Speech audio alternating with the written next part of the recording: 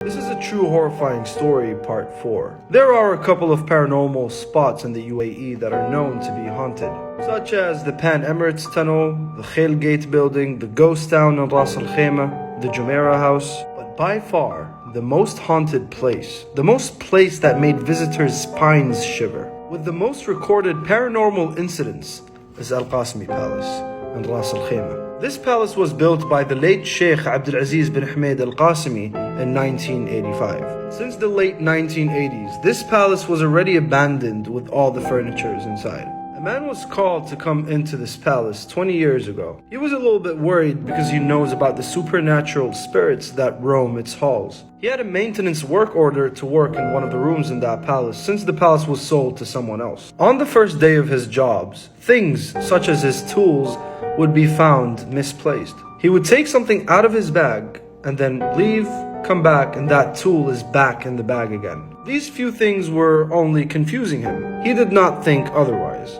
A few days later, these chandeliers would rock right and left while there was no wind in that room. In some occasions, this man would hear children's voices inside the palace and ignore it for hours. Through reflections, he would see glimpses of children staring at him for a split second. He was reporting these cases to the people in charge, but no actions were taken. A week later, this man would see furniture being tossed around like toys in front of his eyes. Entities that have intense amount of power that can manage to toss couches and tables across a whole room. He felt completely uninvited and decided to leave that work order. On that same year, holy men would come, read prayers, and cleanse the palace. No serious reports were made later on. But till this very day, the voices are still heard by some visitors that these beings don't like. And these same visitors would witness what seems to be like children